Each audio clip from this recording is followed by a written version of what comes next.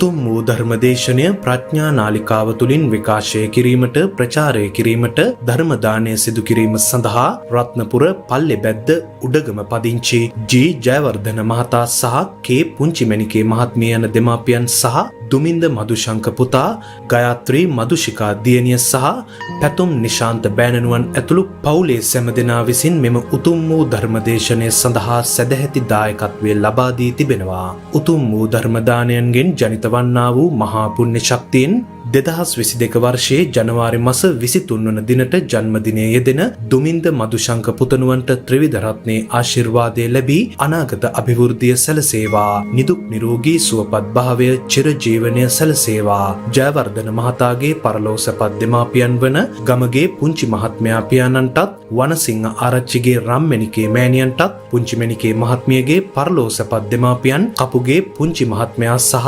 ගල්ලෑල්ල ගම ඇතිගේ පුල්ලිහාමි මෑණියන්ටත් මෙම කුසලය අනුමෝදන් වේවා. භව ගමන සැපවත් වී ඉක්මන් භවයකදීම උතුම් නිර්වාණ මාර්ගය පූර්ණය වේවා. ජයවර්ධන මහතාගේ සහෝදරියක් වන පරලෝසපත් මැණිකේ වීරසූරිය විශ්‍රාමික ගුරුමෑණියන්ටත් විශ්‍රාමික බැංකු නිලධාරී ගමගේ මුදියන්සේ සොහොයුරාටත් මේ පින් අත්පත්ව සාංසාරික ජීවිතය සැපවත් වී වහවහ නිර්වාණ මාර්ගය පූර්ණය වේවා. එසේම පින් බලාපොරොත්තු වන්නා වූ සංසාරගත සියලුම ඥාතීන් මේ පින් අනුමෝදන්ව දුකින් මිදී සුවපත් වෙත්වා. ඔස්ට්‍රේලියාවේ මෙල්බර්න් නුවර පදිංචි ගයාත්‍රී මදුශිකා දියණියට සහ පැතුම් නිශාන්ත බෑණනුවන්ට නිදුක් නිරෝගී සුවපත් භාවය සහ චිරජීවනය සැලසේවා. ගෞරවනීය දේශකයාණන් වහන්සේට නිදුක් නිරෝගී සුවපත් භාවය හා චිරජීවනය සැලසේවා. ලක්වාසී ලෝකවාසී සියලු දෙනාම සුවපත් වෙත්වා. නිවනින් නිවෙත්වා කියා බලාපොරොත්තු වෙනවා. එසේම වෙත්වා කියා ආශිර්වාද කරනවා. නමෝ තස්ස භගවතෝ අරහතෝ සම්මා සම්බුද්දස්ස. නමෝ තස්ස භගවතෝ අරහතෝ සම්මා සම්බුද්දස්ස. නමෝ තස්ස භගවතෝ අරහතෝ සම්මා සම්බුද්දස්ස. දින්නහම් භික්කවේ සම්මා පටිපත්තිං වන්නෝමි ගිහිස්සවා පබ්බජිතස්සවා. ගිහිවා භික්කවේ පබ්බජිතෝවා සම්මා පටිපන්නෝ සම්මා පටිපත්තාදි කරණ හේතු ආරාධකෝ හෝති ඥායං ධම්මං කුසලං තීති. ධර්මානුශාසනාවෙහි සදහැවර අනුග්‍රහක දායකත්වයේ දරන්නා වූ පින්නතුන් ප්‍රමුඛ මේ මොහොත අපට සවන් දීම සඳහා ඉඩකඩවෙන් කරගත්තා වූ ලක්වාසී ලෝකවාසී සදහැවර පින්නතුනි, ආරාධිත බෞතුන් අපට නිවන උපනිශ්‍රේ වන ස්වාමින් වහන්සේ කැමැති පරිදි ධර්ම දේශනාවක් කියන නිදහස් මාතෘකාව ලබා දී තිබෙනවා. ත්‍රිපිටකය පරිහරණය කිරීමේදී සෑම සඳහා තථාගතවරු වදාළ අනුගමනීය ප්‍රතිපදාව එකක් වශයෙන් දුටුවේ වුවද එහි විචිත්‍රත්වයක් විවිධත්වයක් තිබෙනවා. ඒ චරිතවලට ඒ ප්‍රදේශවලට ගැලපෙන ආකාරයෙන්. ඒ වගේම මෙහි පවතින කරුණක් තිබෙන බව, විශේෂ කරුණක් තිබෙන බව ධර්ම ශ්‍රවණය කරන අය තේරුම් ගන්න වෙනවා. බුදුවරයෙකුගේ එහෙම නැත්නම් යහපත් වෙනත් සත්පුරුෂයෙකුගේ ඇසුරක් නොලැබෙන සමාජය බහුතරයක් නිත්‍ය මිත්‍යා දෘෂ්ටිය තුළ තමයි ජීවත් වෙන්නේ. බුදු සමය තුළට පැමිණියාම තමයි, නැත්නම් බුදු සමයෙන් පරිබාහිරව තියෙනවා සමහර විට මේ දසවස්තුක සම්මාදිට්ඨිය කියන එකට පැමිණෙන්නේ. මෙලොව පරලොව විපව විපාක විශ්වාසයක් තුළ සදාචාර සම්පන්න, සාමාන්‍යයෙන් රටේ පවතින නීතිය ගරු කරන, මානුෂික ධර්මයන් ගරු කරන චත්වයට පමණෙන්නේ. එපමණකින්ද බුදු සමය තුළ මිනිස් ජීවිතය පරිපූර්ණ කරන්නේ තථාගතයන් වහන්සේ තවත් සම්මාදිට්ඨියක් පෙන්නනවා. ආර්ය සම්මාදිට්ඨිය. මෙන්න මේ දසවස්තුක සම්මාදිට්ඨියේදී තමයි ගිහියාට එක ප්‍රතිපදාවක්, පැවිද්දාට එක ප්‍රතිපදාවක් වශයෙන් බාහිරෙන් දකින්න පුළුවන් වෙන්නේ. එයම පරමාර්ථ ප්‍රතිපදාව වශයෙන් සමාජයේ හිතන එක වැරදි. පරමාර්ථ ප්‍රතිපදාවේදී ගිහියාට පැවිද්දාට කියලා කරුණු දෙකක් නැහැ. ඒක තේරුම් ගන්න ඕන.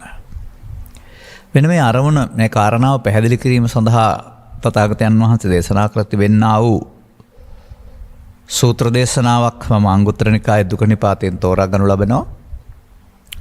සවැත් නුවරදී දේශනා කරපු දේශනාව වශයෙන් තමයි සඳහන් වෙන්නේ. මෙහි මා ගත්තේ සැබෑ ප්‍රතිපදාව. නමුත් ඊට ඉස්සර වෙලා වැරදි ප්‍රතිපදාවකුත් තිබෙනවා.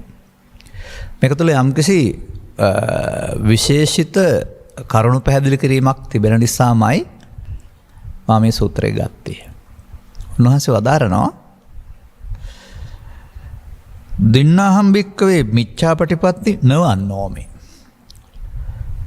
වැරදි ප්‍රතිපත්තිය මම වර්ණනා කරන්නේ නැහැ. වර්ගපත්ති දෙකක්. කාගේද කියලා පෙන්නන්නේ ගිහිස්සවා පබ්බජස්සවා. ගිහියාගේ හෝ පැවිද්දාගේ මිත්‍යා ප්‍රතිපත්තිය උන්වහන්සේ වර්ණනා කරන්නේ නැහැ කියලා කියනවා. ගිහිවා පබ්බජිතෝවා මිච්ඡාපටිපන්නෝ මිච්ඡාපටිපත්තාදී කරණ හේතු එහෙම නැත්නම් ඒ වැරදි පැත්තට යන පාරේ අනුගමනය කිරීමෙන් වරදවා පිළිපැදීමෙන්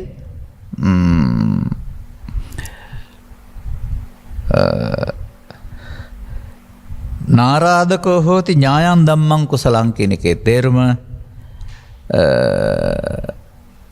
විදර්ශනා සහිත මග ගන්නට බැරි වෙනවා කියන එක. අන්න ඒ තුළ ලස්සන රහසකුත් තිබෙනවා.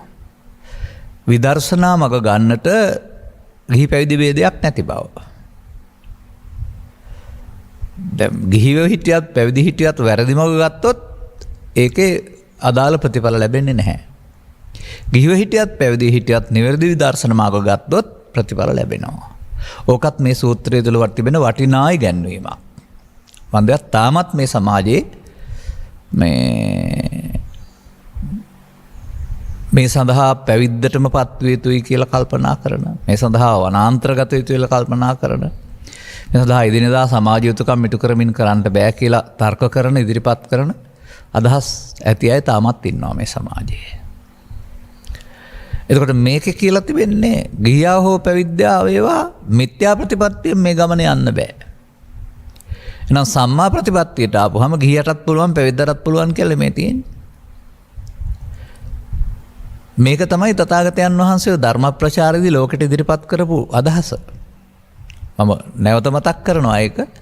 ගමින් ගමට යමින් ධර්ම ප්‍රචාරක කටයුතු වල යෙදුනේ, ධර්ම දූත සේවාවක යෙදුනේ ඥානවන්තයින් තෝරාගෙන පැවිදි කරලා වෙනම සංස්ථාවක් හදන්න නෙවෙයි. ඒක ධර්ම දූත මෙහෙට කැමති කට්ටිය එකතු කරගත්තා සරල ජීවිතයට කැමති අයට, මවට පියාට සහෝදර සහෝදරියන්ට දිනදා ජීවිතයේ ගෙවල් වලදීම තමන් සන්තකව පවතිනා වූ දුර්වලකමක් නිසා හටගන්නා වූ මේ දුක නැත්නම් දුර්දෙග යන්නා වූ සම්බන්ධතා බිඳ වැටීම් වළක්වාගෙන ඔවුනොවුන්ට කිරිහා පැනිසේ සාමයෙන් සමගින් ජීවත් වෙන ආකාරය කියලා දෙන්නටයි බුදුර ලෝකෙට පහළ වෙන්නේ. බුදුර ජීවිතේ ප්‍රතික්ෂේප කරන්නේ නැහැ කොතනක හෝ. නමුත් ඔවුන්ගේ වැරදි ප්‍රතිපදාවක් හේතු කරගෙන ඔවුන් දුකටපත් වෙන බව උන්වහන්සේලා දකිනවා. ඒ වැරදි ප්‍රතිපදාව මත දුකටපත් වීම අතිශය පෞද්ගලික ක්‍රියාවලියක්.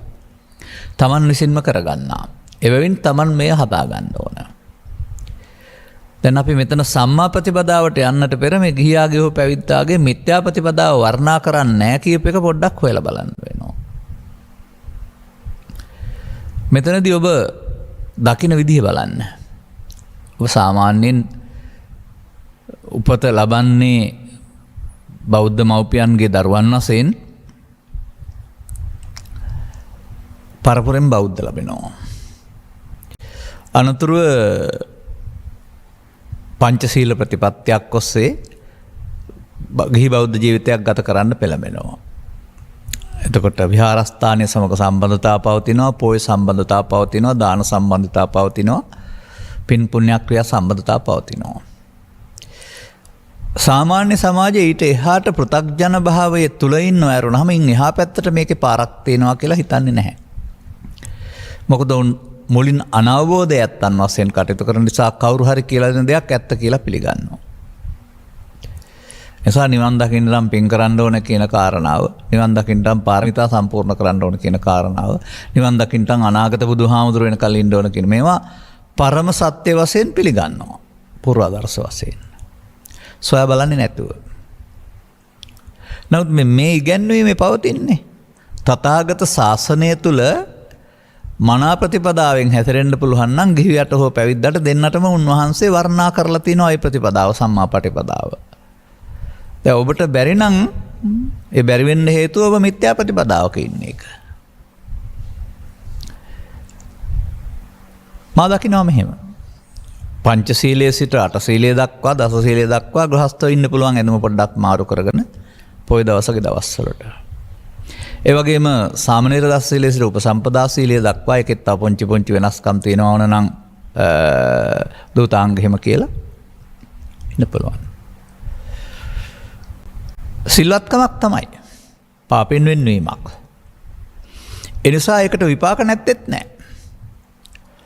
එතකොට පංචශීලයට වඩා දසශීලය ඊට වඩා උපසම්පදා සීලය පුණ්‍යකාමී. පාපයෙන් බැහැර පාවලකිනවා. එනිසා හි අනාගතයත් වඩාත් මිනිසත්කමට ලැඹුරු වන අතර මරණින් මතු සුගතිගාමී වෙන්න තියෙන ඉඩකඩ වඩාත් වැඩි වෙනවා. හරි සිල් කියනවා නම් නෙමෙයි සිල් රකින්නවා නම්. නමුත් මේ ඉන්නේ පුද්ගලයෙක් වශයෙන් ශික්ෂාපද සංවරයක නම්. ඒ කියන ප්‍රතිපදාව පාදමක් නැත්නම් අඩිතාලමක් පමණයි. අඩිතාලම කියන්නේ ගයක් නෙවෙයි. අත්‍යවාරම කියන්නේ ගයක් නෙවෙයි. ගයක් හදන්න අවශ්‍ය පදනම පමණයි. පදනම මත ගේනක් ගොඩ නැගුවොත් තමයි ගේ ඉන්න පුළුවන් වෙන්නේ. අන්න ඒ වගේ යහපත් මිනිස්සෙක් වශයෙන් සමාජ පදනමක් පවතිනවා බෞද්ධ සමාජය තුළ. පස්පවින් වෙන්වි ජීවත් වෙන එක. නැත්තම් ශික්ෂාපද සංවරය තුළ ජීවත් වෙන එක. නමුත් මම දකිනවා මොනම බණක්වත් තේරුම් ගන්න නැතුව ගිහි සමාජයටත් මේ ශික්ෂාපද පහෙන් වැළකීලා ඉන්න පුළුවන්. පැවිදි සමාජයටත් ශික්ෂාපද ටික පාඩම් කරගෙන වැළකීලා ඉන්න පුළුවන්. නමුත් ඔවුන් පුද්ගලයෝ වශයෙන් නම් ඉන්නේ. ඔවුන් කල්පනා කරනවා නම් ඔවුන් මව්කුසින් බිහි වූ තැන් පටන් මේ අනතුරම ඉන්න එක්කෙනෙක් වශයෙන් කියලා. ඔවුන් කල්පනා කරනවා නම් පව් රැස් වුණාම දුක ගෙනත් දෙනවා, පින් රැස් වුණාම සැප ගෙනත් දෙනවා කියලා සීමාව තුළ මේ පව්පින් දෙකට අදාළ සැප දෙක තුල නම් දුක මේ පව්පින් දෙකට අදාළ සැප දුක කියන දෙක තුල නම් ඉන්නේ.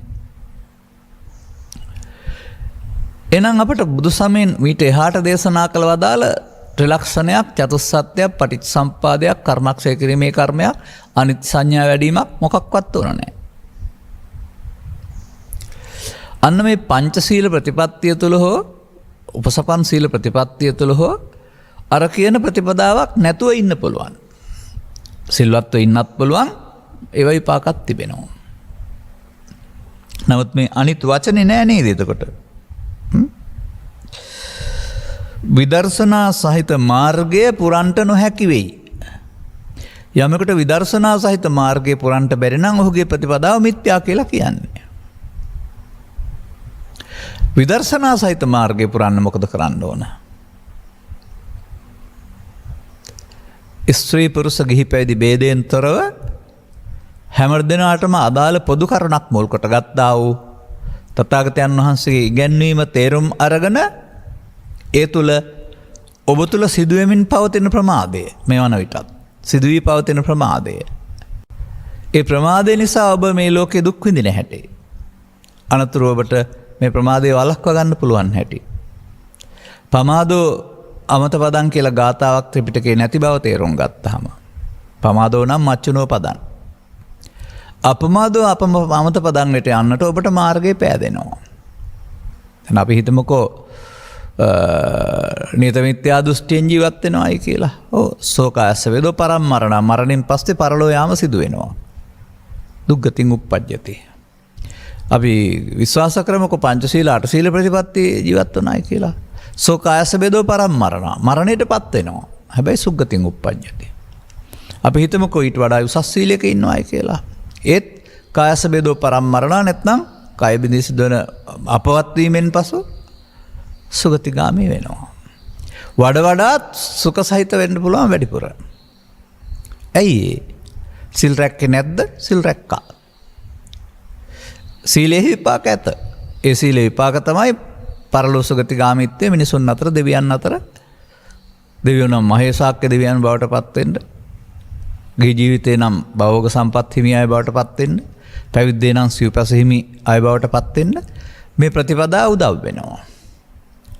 නමුත් සමාජයේ තේරුම් ගත යුතු මේ ප්‍රතිපදාව භවගාමී ප්‍රතිපදාවක්. ඒ කියන්නේ තථාගතෝ භව නිරෝධාය ධම්මං දේශේති. තථාගතයන් වහන්සේ භව නිරෝධය පිණිස දේශනා කරපු ධර්මය මේ පෘථග්ජන මට්ටමින් රකින්න ශික්ෂාපද සංවරය තුල නැහැ. ඒ ඔබ තේරුම් ගත යුත්තේ ඔබව තේරුම් ගන්න ඇරුණාම කාටවත් අපහාස උපහාස කරන්න නොවන බවත් මතක තබා ගන්න.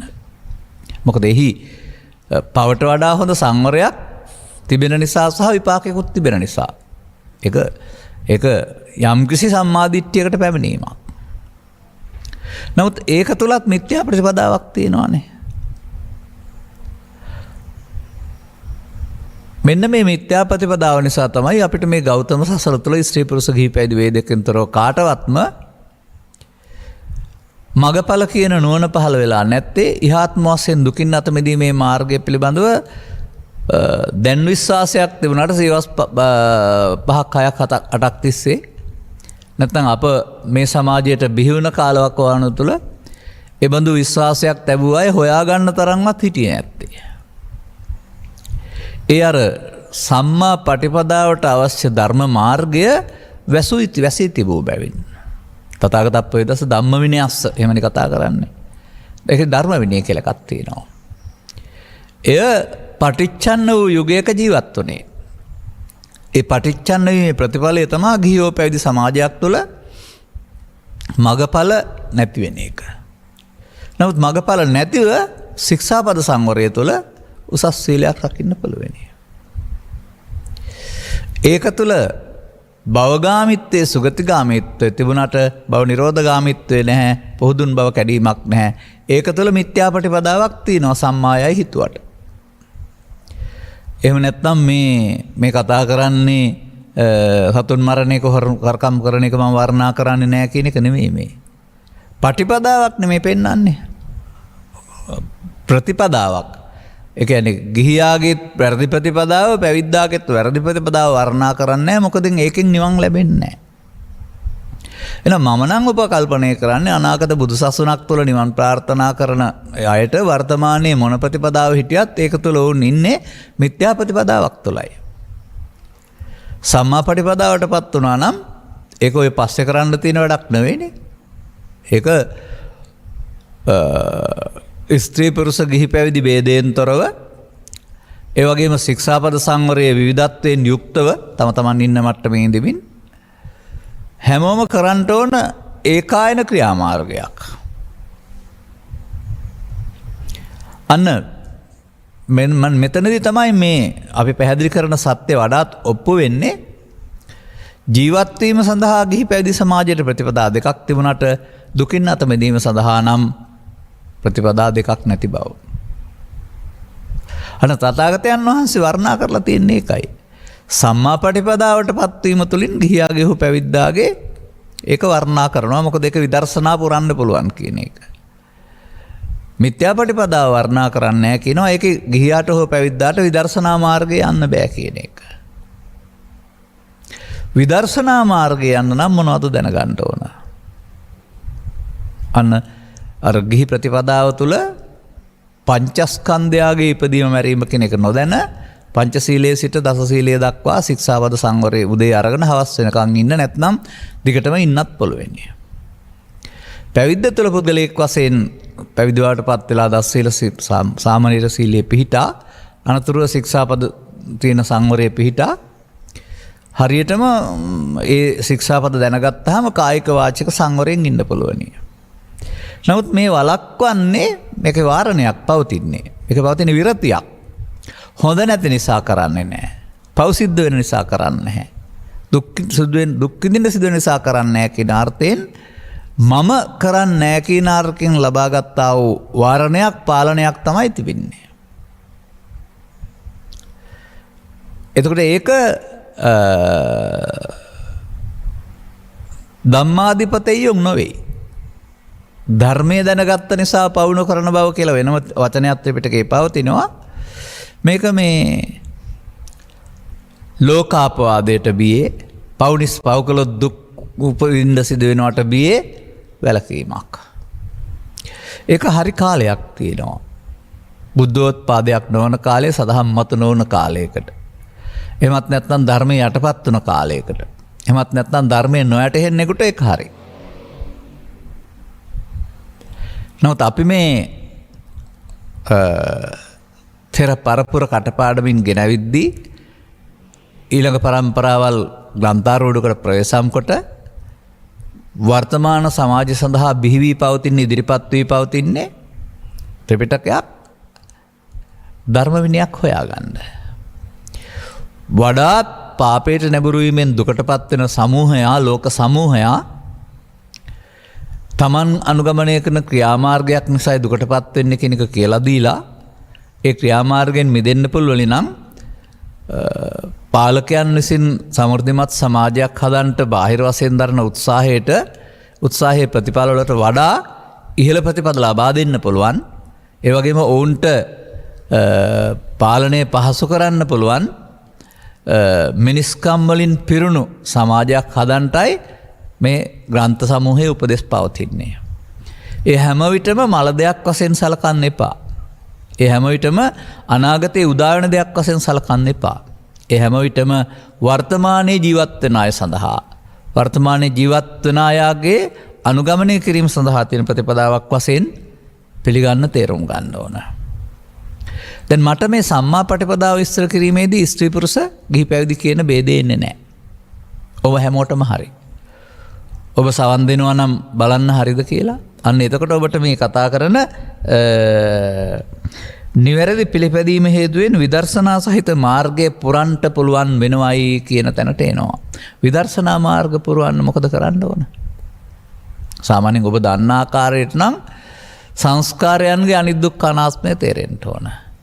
ඉතින් පන්සිල් සමාදන් වෙලා අටසිල් සමාදන් වෙලා ඒ ශික්ෂාපද රැකගෙන මල් පහන් පූජා කරමින් දවස ගත කරන්න බැරිද ඕක දැනගන්න නැතුව? ඒ වගේම පැවිද්දේ ඉඳිමින් ওই කාරණාව දැනගන්න නැතුව ශික්ෂාපද සංවරයෙන් ජීවත් වෙන්න බැරිද? පුළුවනි. බොහොම සිල්වත් කියලා කියාවේ. අනේක තමයි වත්මන් සමාජයට හුරු මේ ගිහි පැවිදි සමාජ දෙකොටසම දසවස්තුක සම්මාදිට්ඨිය තුළ හික්මීම පමණයි.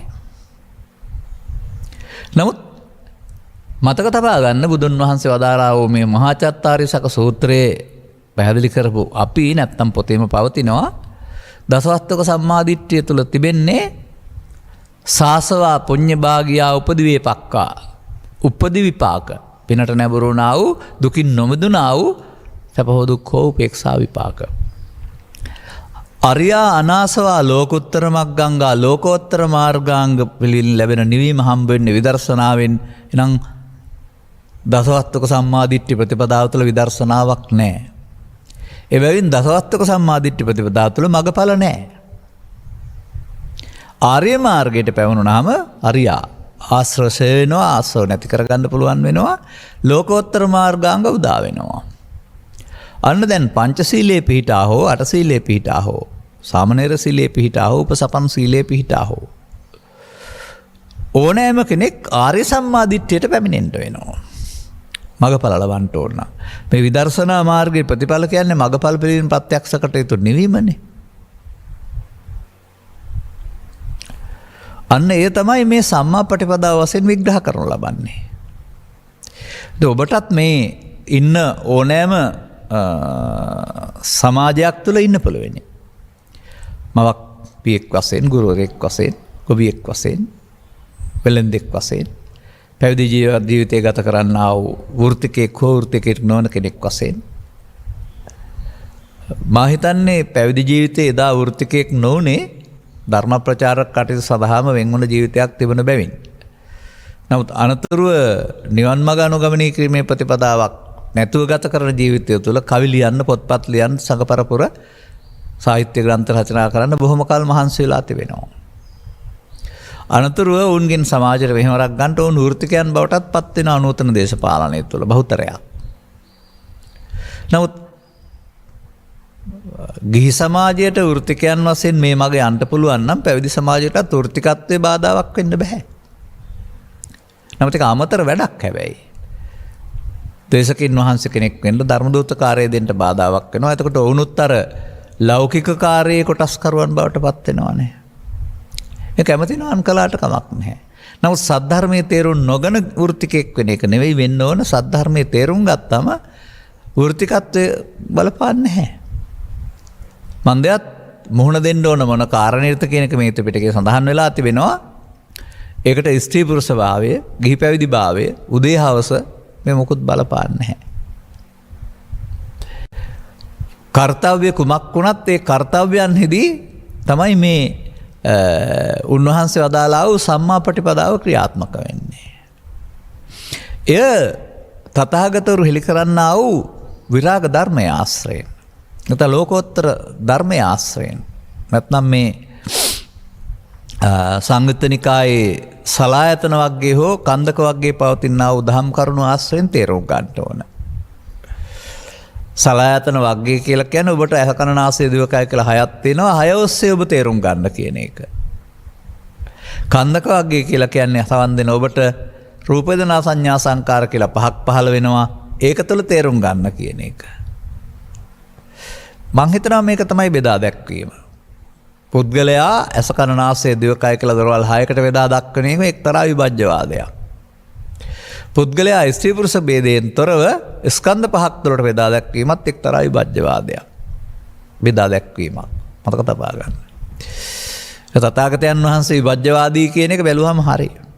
පුද්ගලවාදී නෙවෙයි. පුද්ගලයා බෙදනවා. අන්න මේ බෙදීම ඔබ තේරුම් ගන්න. ගැඹුරට තේරුම් ගන්න. නිකම් පිටපැත්තෙන් උත්තර ලියන්න තේරුම් ගන්න නෙවෙයි. පිටපැත්තෙන් නම් ඉතින් අපට ස්ත්‍රී පුරුෂ ගිහි පැවිදි කියලා බෙදන්න පුළුවන්. ඊට පස්සේ අපි හැමෝටම ඇස කන නාසය දිවකය දොරවල් 6 තියෙන කියලා බෙදන්න පුළුවන්. නමුත් මේ දොරවල් 6කට බෙදන්නේ ඇයි? දොරවල් 6න් තමයි ලෝකෙත් එක්කලා සම්බන්ධතාව පවත්වන්නේ. අනේ දොරවල් 6න් කරන දේ තුල තමයි මේ මිනිසා දුකට පත්වන්නේ සහ දුකින් මිදෙන්නේ. මිනිසා ප්‍රමාද විහාරී වන්නේ සහ අප්‍රමාද විහාරී වන්නේ. දොරකින් කෙරෙන වැඩේ. දොර කියන්නේ ගෙදර දොර නෙමෙයි මෙතන. පංචද්වාරය හෝ දොරවල් 6. දොරවල් 6න් කෙරෙන වැඩේ තුල තථාගතවරු පමාද විහරණය පෙන්නනවා. එහෙම නැත්නම් දොරක් තුල සිදුවෙනා වූ ක්‍රියාකලාපයේ පංචස්කන්ධ විග්‍රහයකට අරගෙන ඒක තුල පමාද විහරණය පෙන්නනවා. අන්නේ සලායතන වල පමාද විහරණය හෝ ස්කන්ධ පංචකේ පමාද විහරණය කියන එක මිච්ඡා ප්‍රතිපදා. තවත් පියවරකට මම ඉස්සරහට ආවේ. ඒ මිත්‍යා ප්‍රතිපදාවේ ඉන්න බව උන්වත් දන්නේ නැහැ. එතකොට ඒකේ අර විදර්ශනා මාර්ගයේ පූර්ණේ වෙන්නේ නැහැ. ඒකේ කර්ම රැස් වෙනවා, භවගාමී වෙනවා. ඒ වගේම අඩු වැඩි වශයෙන් ලෝභ දේශ මොහයන් වැඩෙනවා. නැත්නම් පුණ්‍ය ධර්මයන් වැඩෙනවා. දෙපැත්තෙන්ම භවගාමී වෙනවරුනහම ප්‍රතිපදාවක් නැහැ. ප්‍රතිපදාව කියන එකේ තේරුම ප්‍රතිපත්තිය කියන එක. සාමාන්‍යයෙන් ප්‍රතිපදා කියන වචනේ ගත්තාම මොම දකින්නේ එය දුකින් අත මිදීම සඳහා අනුගමනය කළ යුතු කියන එක තමයි ප්‍රතිපදා කියලා කියන්නේ. මේ පෙන්වන වචනෙන් ගත්තාම එහෙමයි පෙන්වන්නේ. එතකොට එහෙමනම් අපි හැමෝම සම්මා ප්‍රතිපදාවකට එන්න වෙනවා. ඔය අපේ ධර්ම දේශනා තුළ අපි කියන්නේ අපට අයිති කියන එක නෙමෙයි මේ ත්‍රිපිටකයේ සූත්‍ර දේශනා කියවා බැලීම තුළ අපි පැහැදිලි කරනා වූ ධර්ම දේශනා තුළ තේරුම් ගන්න අය සඳහා සමස්තයටම අපි සම්මා ප්‍රතිපදාවක් විස්තර කරලා දෙනවා. ඒ ඔබ පිළිබඳව ඔබ ගැඹුරින් දැක ගැනීමක්. මම ඇතැම්මිට පැහැදිලි කරනු ලබනවා තමන්ගේ කෙස් රොදේ නැත්නම් මුහුණේ කනේ සාරිකටුවේ ටයි එකේ තියෙන අඩුපාඩු බලලා හොයාගන්න බෑ. කැඩපතක් තුළට ගියාම කැඩපත වලින් මේ සියලු අඩුපාඩු පේනවා. කැඩපත කියන්නේ අපිම පෙන්නන දෙයක්. අන්න වගේ මේ දේශනාව සලායතන දේශනාව පංචස්කන්ධ දේශනාව ඔබව ඇත්තටම පෙන්වන්නා වූ කැඩපතක් බවට පත් කරගෙන ඔබේ අඩුපාඩුව හදාගන්න. ඔබේ අඩුපාඩුව ස්ත්‍රී හෝ පුරුෂ වේවා ගිහි හෝ පැවිදි වේවා පංචස්කන්ධයේ ආත්මයයි. අඩුපාඩුව පේන්න ඕනවා. අන්න දැන් හදාගන්න පුළුවන් තථාගත දේශනාව නැත්නම් සූත්‍ර දේශනාවක් නැමැති කැඩපතට එබී බැලීමෙන්. එතකොට කොහොමද අපි මේ සමස්තයක් වශයෙන් සම්මාපටිපදාව විස්තර කරන්නේ? ස්ත්‍රී පුරුෂ හැම දෙනාටම ගිහි පුරුෂ හැම දෙනාටම ඇස කන නාසය දිවකය කියලා කතා කරන්නා වූ දොරවල් 6ක් තියෙන්නේ. දොරවල් 6න් හැමෝම ලෝකෙත් එක්කලා සම්බන්ධ පවත්වන්නේ ඇසෙන් රූපේමයි, කනෙන් සද්දේමයි, නාසයෙන් ගන්ධයමයි. මතක තබා ගන්න. වෙනත් ආකාරයෙන් අරමුණු ගන්නයි මේ දොරවල් 6න් අපි දකින්නේ නැහැ. එතකොට මේ සැප දුක විඳින්නේ අපි කියලා කතා කළාට තථාගතයන් වහන්සේ වදාරන්නේ පස් දොරට සිත පිහිටනවා, සිත අරමුණු රසය විඳිනවා. අන්න එතකොට එතෙන්දී අපට මම විඳිනවා කියන එක වෙනුවට ඒ මොහොතේ උපන් සිත විසින් විඳිනවා කියන එක ගන්න වෙනවා. ඒ විඳිනවා කියන එකට ඊට පස්සේ අපට සැප වශයෙන් විඳි, දුක් වශයෙන් විඳි, උපේක්ෂා වශයෙන් විඳි කියලා ගන්න වෙනවා. එහෙමත් නැත්නම් ඒක තවදුරටත් එහාට ගැනීමේදී ඇස කන නාසය දිවකය කියන 6කින් බෙදලා 6 ආකාරයෙන් ගත්තත් රූප ශබ්ද ගන්ධ රස ස්පර්ශ කියලා අනතුරු අරමුණු වශයෙන් ගැනීමේදී රූපාරම්මන, සද්දාරම්මන, ගන්ධාරම්මන, රසාරම්මන, පොට්ටබ්බාරම්මන, ධම්මාරම්මන. මේ ආරම්මණය විඳිනවට වේදනාව කියනවා, ආරම්මණයට රූප කියනවා, හඳුනනවට සංඥාව කියනවා. තම තමන්ට අදාළ පෞද්ගලික මට්ටමේ ඇලීම් ගැටීම් වලට සංකාරය කියනවා. ඇස තුළ කන තුළ ගැනීමට විඥාන කියනවා. ඔන්න දැන් අර පංචශීලයේ තුළ සිටමින්, අටශීලයේ තුළ සිටමින්, සාමණේර සීලයේ තුළ සිටමින්, උපසම්පදා සීලයේ තුළ සිටමින්ම අපට අප තුළ ක්‍රියාත්මක වෙන්නා වූ ෂණික ක්‍රියාකාරීත්වයක් ස්ත්‍රී පුරුෂ ගිහි පැවිදි ભેදයෙන්තරව ලෝකයේ සමග සම්බන්ධතා පැවැත්වීමේදී ඇසෙන් කනෙන් නාසයෙන් දිවෙන් කයෙන් ලෝකේ හඳුනා ගන්නට ස්කන්ධ පහක් පහළ වෙනවා කියලා තේරෙනවා. මේ පෙළ දහම ඔබට දැන් මේ ස්කන්ධ පහක් පහළ වුණාට ඒක ආපහු මේ අනන්‍ය වෙන්නේ තම තමන්ට. ඒක සමාන නැහැ. අන්න එතනින් තමයි පෞද්ගලිකත්වය මෙතෙන්ට එකතු වෙන්නේ. ඉර දෙස බලා සිටියත්, සඳ දෙස බලා සිටියත්, සර්පයෙක් දෙස බලා සිටියත්, තවත් ගීතයකට සවන් දුන්නත් ඒක නිකුත් වෙන විට එක දෙයක්. ඉර එළිය, සඳ එළිය, ගීත රසය. නමුත් සවන් දෙන විට, බාර ගන්නා විට, විඳින විට ඒක නානත්ත් වෙනවා. විවිධාර්ථයෙන් ගනු ලබනවා. අන්න එතන ඔබ තේරුම් ගන්න ඕන ලෝකේ උදව්වෙන් ලෝකේ තියෙන දෙයක් විඳිනවා වෙනුවට ඔබ ඔබට කැමති පරිදි සිතේ හදාගෙන විඳින තැනකට පත් වෙලා ඉන්න බව ඔබට මේ පංචශීලය තුල, දසශීලය තුල, උපසම්පදා සීලය තුල උගන්වන්නේ නැහැ. පුද්ගලයෙක් වශයෙන් පවපින් දෙකක් තුල සංවර වෙලා සුගතිගාමී වෙන්න උගන්වන ඇරුණාම මේ හදාගත්ත එකක් විඳින බව. ඒක තුල මම ඉන්න බව උගන්වන්නේ නැහැ. අතන පංචශීලයේ රකින්නේ මම. අතන දසශීලයේ රකින්නේ මම. උපසම්පදා සීල රකින්නේ මම. උදේ පන්සලට ගිය කෙනාම රැ වෙනකල් ඉන්න නිසා තමයි ශික්ෂාපදයක් රකින්න පුළුවන් වෙන්නේ. බාහිරින් වශයෙන් ගාල පුද්ගලයා ඉන්නවනේ සුදු ඇඳුම් ඇඳගෙන ගිය කෙනාම. ඒ නිසා ඒක උදේ ගත්ත සීලය හවස් දක්වා රැකෙන්නේ පුද්ගලයෙක් වශයෙන්. නමුත් පුද්ගලයා ස්කන්ධ පහෙන් පහට මිය යන විට ශික්ෂාපදවලට ස්කන්ධ පහ පාලනය කරන්න බැරුව යනවා. සිල් රකිද්දිම ස්කන්ධ පංචකයේ ආත්මය තුල ඒකට එන කාරණා තම තමන්ට කැමති පරිදි මගේය, මම මගේය, මගේ ආත්මකට ගැනීම සිද්ධ වෙනවා.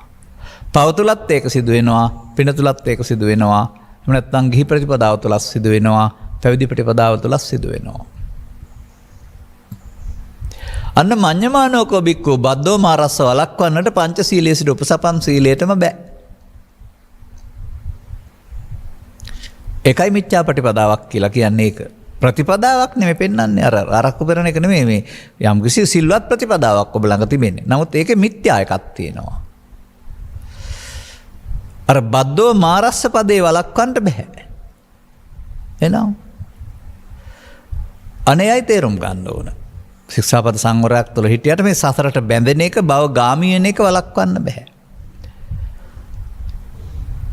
සමහරට පවෙන් භවගාමී නොවනවා වෙන්න පුළුවනි. නමුත් පිනෙන් භවගාමී වෙනවා. නැත්නම් තව එහාට ගියොත් ධර්මයේ තේරුම් නොගෙන ධානයෙන් භවගාමී වෙනවා. ඒ තුලේ මිත්‍යාපටිපදාවක් පවතින බැවින්.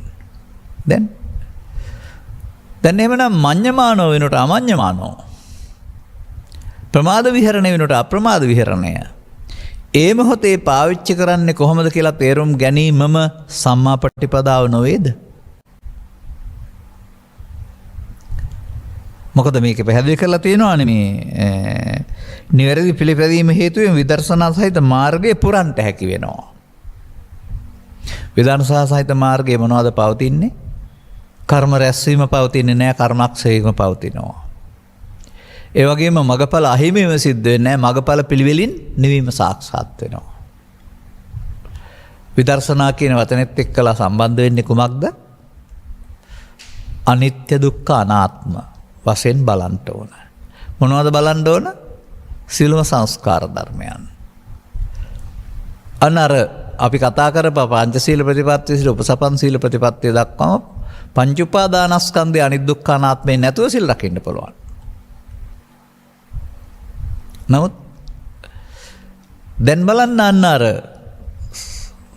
සීල සූත්‍රය අරගෙන එහි ස්ත්‍රී පුරුෂ ගිහි පැවිදි ભેදයෙන් තොරව පැහැදිලි කරනවා සීලතා කෝපනායස්මා සාරිපුත්ත. යමෙක් ඔය කියන මොනව ශික්ෂාපදේ සංවරත්කමක් නැහැ. ඔහුට පුළුවන් නම් ඉමේ පංච උපාදානස්කන්ධේ අනිච්චතෝ දුක්ඛතෝ අනාත්තතෝ යෝනිසෝ මනසිකරන්තෝ. අන්නේ මෙම පංච උපාදානස්කන්ධේ අනිදුක්ඛ අනාත්මය කියන එක එතන ස්ත්‍රීත්වයට තහනම් කරලා නැහැ, පුරුෂත්වයට තහනම් කරලා නැහැ, පැවිද්දට පමණයි කියලා නැහැ. යමෙකුට බලන්න පුළුවන් නම්. අන්න දැන් ඔබ එන්න සම්මාපටිපදාවේදී මේ ස්ත්‍රීත්වයේ පුරුෂත්වයේ ඇඳුම මෙව මොකක්වත් වැදගත් වෙන්නේ නැහැ. එය කර්ම රැස්සන මාර්ගය වෙනුවට කර්මක්ෂය වී මාර්ගය විය යුතුයි. ඒ උපාදානය වෙන මාර්ගය වෙනුවට උපාදානයෙන් මිදෙන මාර්ගය විය යුතුයි නේද? සම්මාපටිපදාව. ඒක මේ සමාජයට විවෘත නොවීම නේද? අපට පෘථග්ජන භාවය තුළ මේ බෞද්ධකම ගෙනියන්න සිදු වුණේ. ඒ නිසාම නේද ශික්ෂාපදවලින් හෝ නීතියෙන් කොතරම් පාලනය කරන්න හැදුවත් එන්නට මිනිසාට තම තමන් පාලනය කරගත්ත නොහැකි කාම අපරාධ ඇති මුල් කොට ඇති අනිකුත් අපරාධ ඉහළ යන සිරදඬුවම් මිදින සංඛ්‍යාව වැඩි වෙන, එල්ලුම් ගසර නිවෙන සංඛ්‍යාව වැඩි වෙන, අපරාධ ලේඛනයේ ඉහළ යන එකක් බවට පත් වෙන්නේ. එතකොට ඒ යහපත් සමාජයක් කියලා කියන්න පුළුවන් නේද අපිට? බැලු බැලමට ගුවනින් බැලුවම මහල් නිවාස වගේ පූජනීය ස්ථාන ගොඩ ගැහිලා තියෙනවා ගමක් පාසා. ගොඩනැගිලි පැත්තෙන් බැලුවොත් එහෙම කවදාවත් නැති තරම් මේ තාක්ෂණයත් එක්කලා බුදු සාසනය දියුණුවයි. දෙමහල්, තුන්මහල්, සත්මහල් ආදී කොට ඇති. නමුත් රජයේ සංඛ්‍යාලේඛන අරන් බැලුවම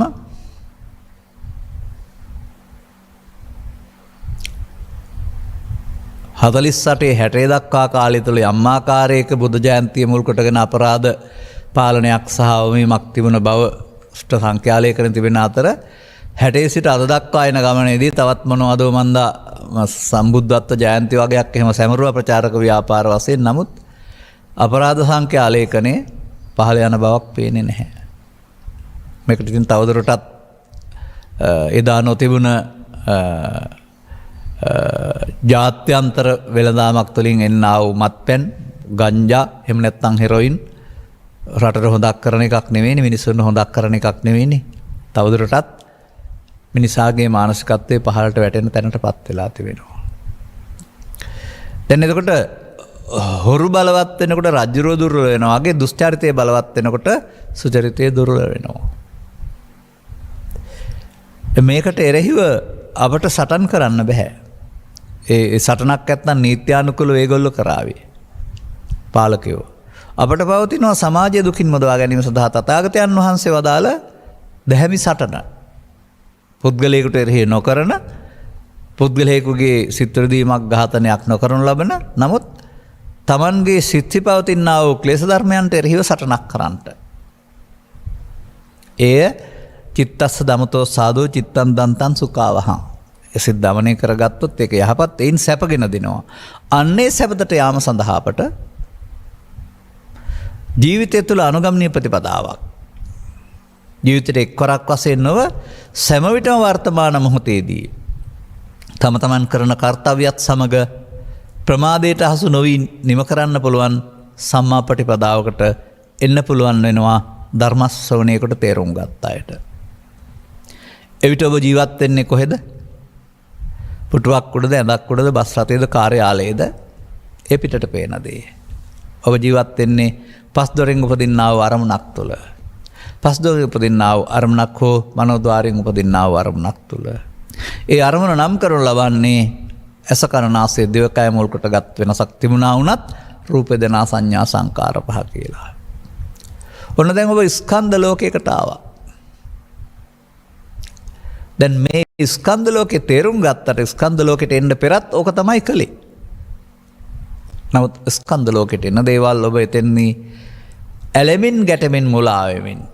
ඇලෙමින් මුලා වෙමින් ගැටෙමින් මුලා වෙමින් අනාගත විපාක දෙන්න පුළුවන් සතරක් හදන විදිහට. කර්ම රැස් වෙන මාර්ගයක් විදිහට. බද්දෝ මාරස්ස මාර්ගයේ විදිහට බහු වෙලා හිටියා. අන්න දැන් මෙතෙන්ට අපි අර කතා කරන ගාථාව ගන්නවා. සත්වයකට මේ සංසාරය තුළ ජාති මරණ ගෙනත් දෙනවා නම් දෙවියන් අතර හෝ බ්‍රහ්මයින් අතර හෝ අපායේ හෝ මිනිසුන් අතර ඒකට හේතුව උපාදානයේ බයං දිස්වා. ජාති මරණ දුක් ගෙනත් දෙන්නා උපාදානයේ බියක් වශයෙන් දකින්න. දැක්කනම් ඔහුට පෞද පින්ද ධානද කියලා නෑ. ආර්ය සත්‍ය තුළ උගන්වන්නේ උපාදානයේ වරදක්, උපාදානයේ පාපයක් කියලා. දැන් උපාදානස්සකෝ හං වච්ච උත්පත්තිම් පඤ්ඤාපේ මේ උපත්පත්පනු ලබන්නේ උපාදාන සහිත වූවන්ට උපාදාන රහිත වෙනවා නම් උත්පත්ති පනවන්නේ නැහැ. දැන් උපාදාන සහිත බව ඔබ විසින් කරගත්ත වරදක් බවත් මේ මොහොතේ පටන් උපාදාන රහිත වීම සඳහා කටයුතු කිරීම සම්මා පටිපදාව බවත් ඔබට තේරෙනවද? අන්නේ උපාදාන සහිත වීමට ස්ත්‍රී පුරුෂ කී පැවිදි ભેදයක් නැහැ.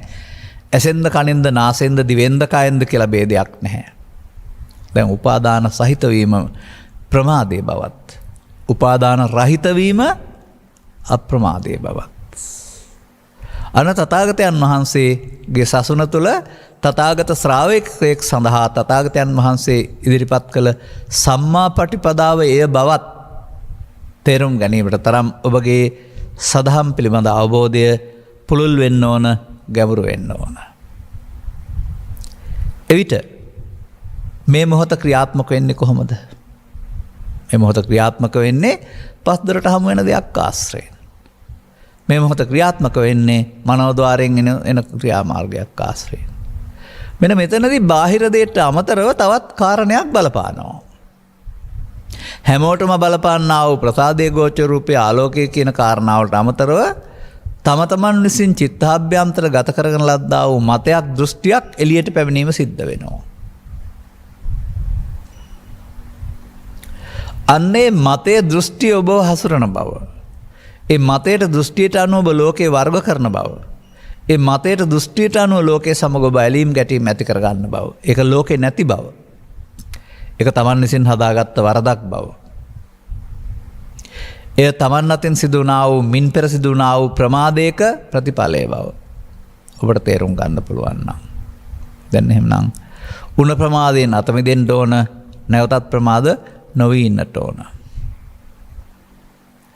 එතකොට අපි ඒකට කියනවා උපන් අකුසල් දුරු කිරීමට ගන්නා වෑයම, නූපන් අකුසල් නූපදීමට ගන්නා වෑයම, උපන් කුසල් ඉපදීමට ගන්නා වෑයම, උපන් කුසල් වැඩි දියුණු කිරීමට ගන්නා වෑයම හේවත් ආර්ය මාර්ගයේ සම්මා වායාමය කියලා. ඒක තියෙනවා ව්‍යායාමයක්. දෑතින් කරන ව්‍යායාමයක් නෙමෙයි එතන වායාම කියන්නේ උත්සාහය කියන එක. වීරිය කියන කාරණාව. අන්න මේ වීරිය නැති සමාජයක් තමයි පෘථග්ජන කියලා කියන්නේ. ඔවුන්ට කිසි විටක සසර දුකින් මිදීම සඳහා වීරියක් ඇත්තේ නැහැ. ඔවුන් සසරේ සැප හොයන අය. විරියන දුක්ඛං අච්ඡේති පදේ තථාගතයන් වදා දුකින් මිදෙන්න නම් වීරිය කරන්න වෙනවා. අන්න මේ මොහොතේ කළ යුතු වීරිය, මේ මොහොතේ ගත යුතු ක්‍රියාමාර්ගය පෙරුම් ගත්තම අන්න ඒක තමයි සම්මා පටිපදාව කියලා කියන්නේ. එතකොට එහි මොකද වෙන්න ඕන? උපන්න කුසල් දුරු වෙන්නත් ඕන. නොඋපන්න කුසල් නූපදින්නත්. උපන්න කුසල් කියන්නේ පව් නෙමේ, පව් විතරක් නෙමෙයි, උපාදාන. උපාදාන ආපහු ඇවිදින් දුරු වෙන්න වෙනවා. නූපන්න කුසල් නූපදිනවා කියලා කියන්නේ ආපහු උපාදාන අලුතෙන් සිදු නොවෙන්න වෙනවා. එතකොට නූපන් කුසල් උපදිනවායි කියන එකේ තේරුම පින් සිද්ධ වෙනවා කියන එක නොවේයි, මගඵල නූපන් මගඵල ලැබෙනවා. උපන් කුසල් වැඩි දියුණුවා කියන එකේ තේරුම මගඵල පිළිවෙලෙන් සෝවාන් සකෘදාගාමි අනාගාමි අරිහත් දක්වා අන් නූපන් උපන් කුසල් වැඩි දියුණු වෙනවා. මේ සම්මා පටිපදාවේදී මොනවද කරන්න ඕන? මොනවද කරන්න ඕන?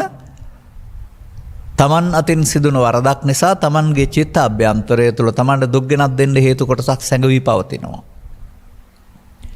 ඒව නම් කරනු ලබනවා තණ්හානුස්සය වශයෙන්. නම් කරනු ලබනවා ලෝභ දේශ මොහ මූල වශයෙන්.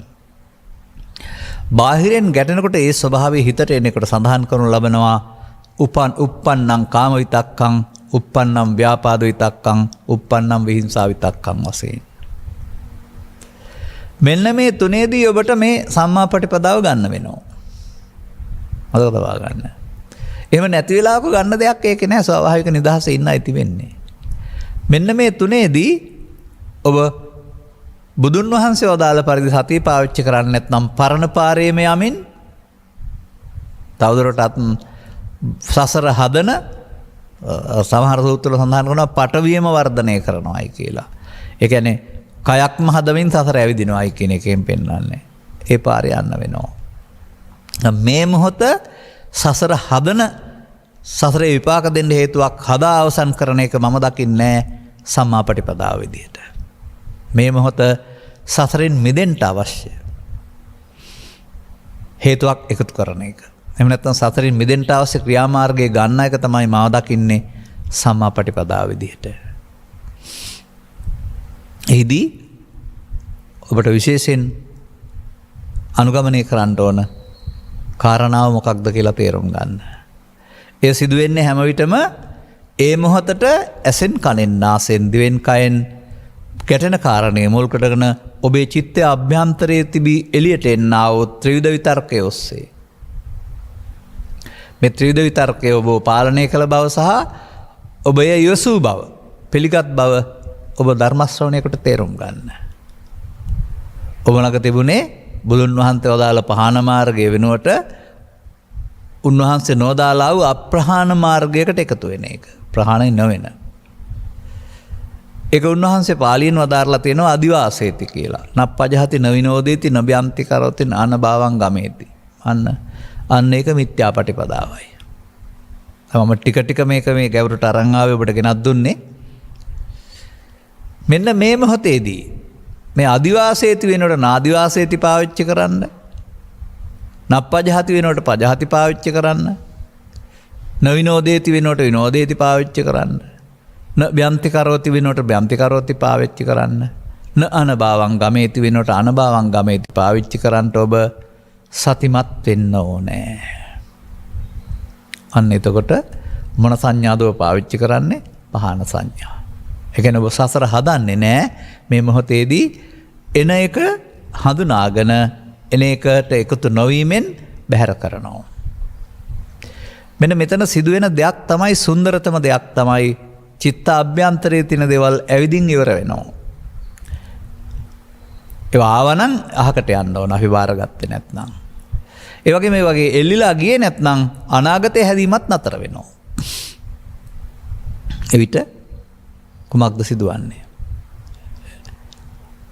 වර්තමාන මොහොතේ අනාගත ඵලයක් උපදින්න හේතු ඉතුරු නොවෙමින් වර්තමාන මොහොත සසරට නොබැඳවින් අතීතයේ හිස් කරමින් අවසන් වෙනවා. එතකොට කුමක්ද ඒකට කියන්නේ?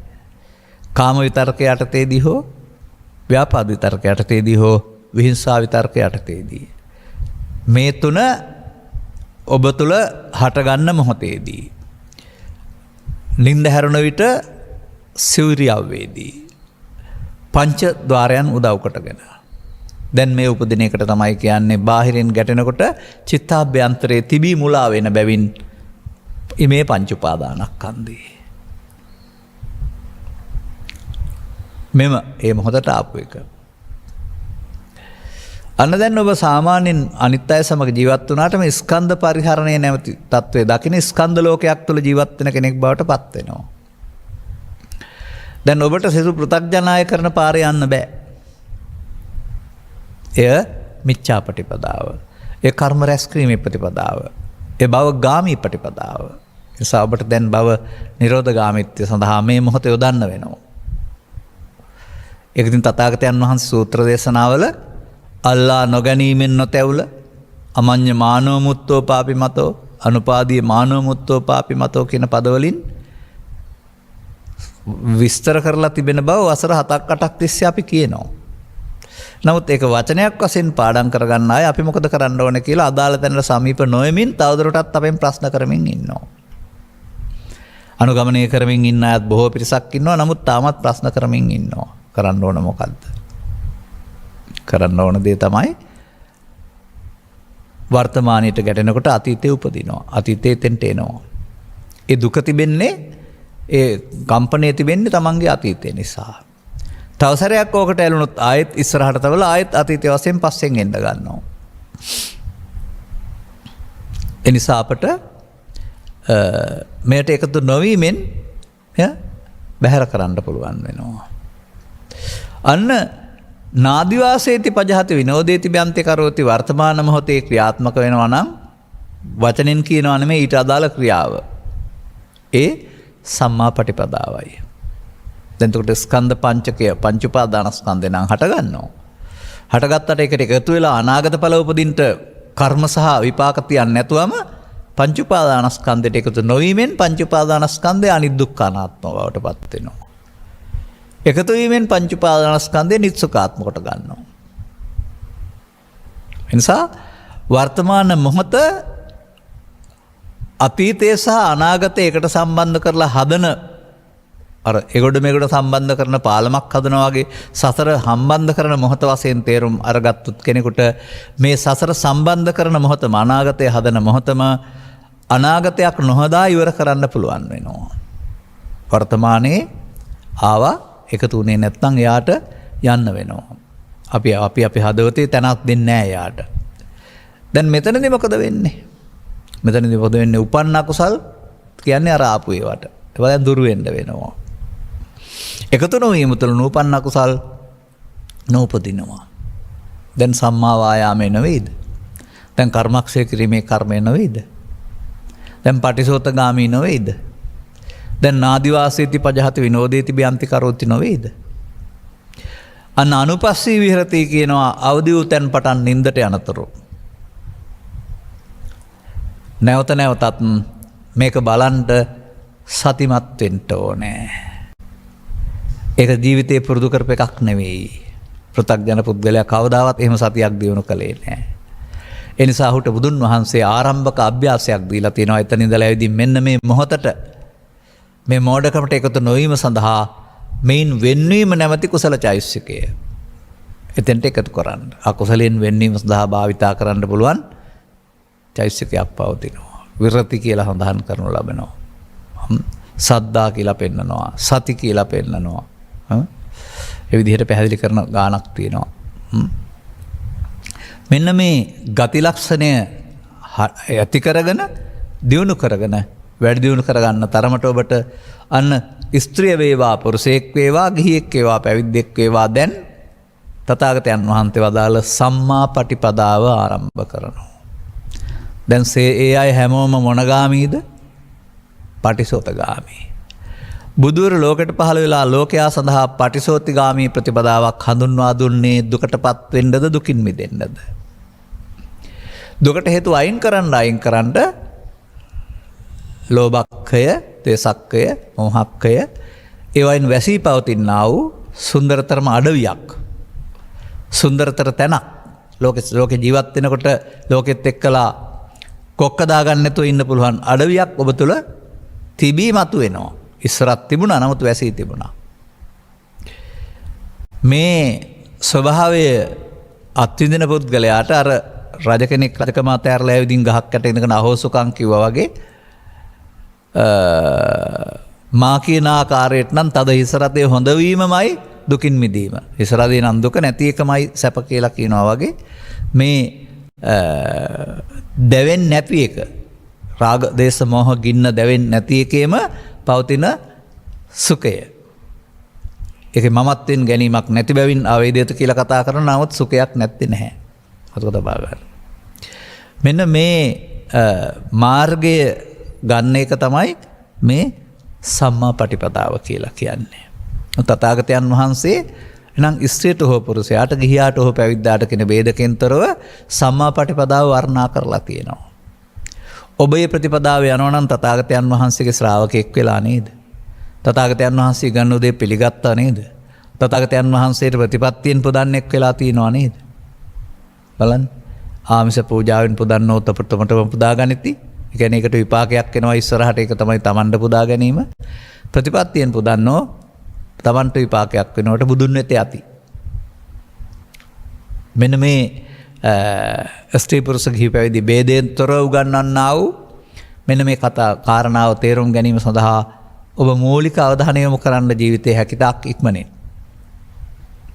මේ කරුණ තේරුම් අර ගැනීමම ඔබට ඔබේ ප්‍රමාදය සහ අප්‍රමාදය වැටහීමයි. අනතුරු ඔබට ප්‍රමාදය වළක්වාගෙන අප්‍රමාද විහරණයටපත් වෙන්න පුළුවන්. දැන් විහාත්ම වශයෙන් තථාගතයන් වහන්සේ වදාළ සම්මා පටිපදාවේ යන කෙනෙක් ඇඳුම වැදගත් නැහැ. සාමාන්‍යයෙන් ඔබ මානසික පුද්ගලයෙක් වේවි. ඒ වගේ යහපත් පුද්ගලයෙකුත් වේවි. ඒ වගේම වර්තමාන මොහොත ලෝකෙත් සමග ගැටුමක් ප්‍රශ්නයක් දුරදිග යන ගැටලුවක් එමත් නැත්නම් තවත් වාචනකින් කියනවා නම් කවුරුත් සමග කොක්කක් දාගන්න නැති කෙනෙක් වෙයි. ඒක තමයි මේ වර්තමාන සමාජයට ගැලපෙන පහළ ගණේ වචනයක ඉහළ ගණේ වචනයක් නෙමෙයි ඒක. නමුත් තේරෙන්න කියන්න ඕනනේ. අර සාමාන්‍යයෙන් හොරු කීවට තේරෙන්නේ නැහැ වර්තමානයේ පට්ට හොරු කිව්වම තමයි තේරෙන්නේ. අන්න ඒ වගේ වචන කලින් කාලට අලුත් වෙනවා. ඒ නිසා මෙන්න මෙහෙම ලබාගත් ජීවිතය තුළ තම තමන්ට අයිති යහපත් වගකීම් ඉටු කරගනිමින් ඇතුළතින් ගෙන යන්නා වූ වෙනත් ප්‍රතිපදාවක් තථාගතවරු පැහැදිලි කරලා තිබෙනවා. මෙන්න මේක තේරුම් ගැනීම ප්‍රතිපත්තිකාමී බෞද්ධයෙක් වීමේ ලක්ෂණයයි. මේක තේරුම් ගැනීම ඔබ තුළින් මායя පන්නා දැමීමේ මාර්ගයට ඔබ ප්‍රවිෂ්ඨ වෙනවා. ඒ ප්‍රතිඵල ඔබට පමණක් නොව මේ ලෝකේ දුක් ඇති කරන කාරණා අඩු වෙමින් ලෝකේ මිනිසුන්ට ජීවත් විය හැකි, සතුන්ට ජීවත් විය හැකි, පරිසරයේ වනසන්නේ නැති සාමයේ සමගිය සමාදානයේ රජයන් ආව තැනක් බවට පත් කරන්නට ඔබේ මේ සංසුන් මනස උදව් වෙනවා. ඔබට මේ සංසුන් මනසේ පවතිනා වූ සැනසීම දැක ගන්නට, ඒ කරා ළඟා වෙන්නට අනුගමී ප්‍රතිපදාවක් වශයෙන් මේ සම්මා ප්‍රතිපදාවට ප්‍රවිෂ්ඨ වෙන්නට මෙම කරුණු පැහැදිලි කිරීම උපනිශ්‍රේවා හේතු ආසනා වේවායි කියන සුභාශිංසනය ප්‍රාර්ථනා කරමින් මම ධර්මානුශාසනාව මෙතකින් අවසන් කරනු ලබනවා.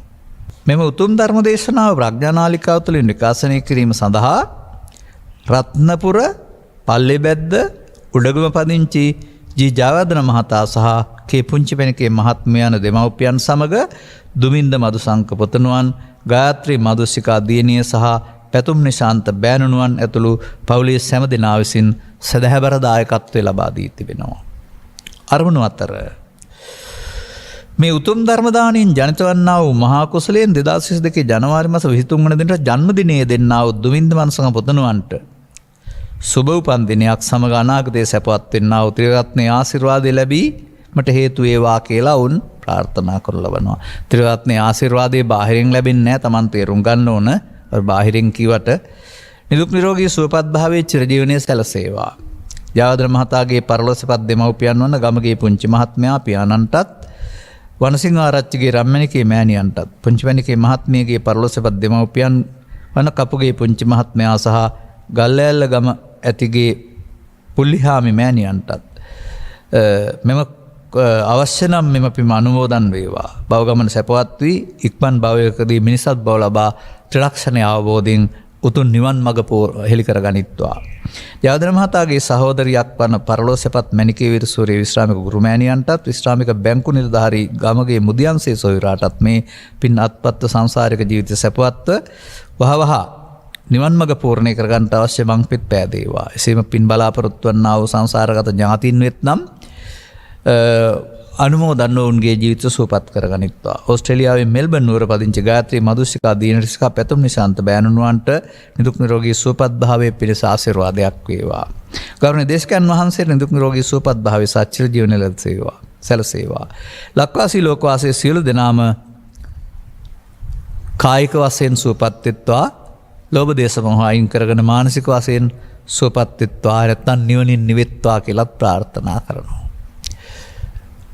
ඔබගේ අදාළ කටයුතු සියල්ල යහපත් කටයුතු සඵල වීමට අවශ්‍ය ආශිර්වාදයන් ලැබේවායි කියලා අපිත් සුභාශිංසනය කරනු ලබනවා. සබ්බිහිතියෝ වජ්ජන්තු සබ්බ රෝගෝ විනස්සතු මාතේ බවත් අන්තරායෝ සුඛී දීඝායුකෝ භව හැම දිනාටම තෙරුවන් සරණයි. දේශක්ඛයෝ නිබ්බානං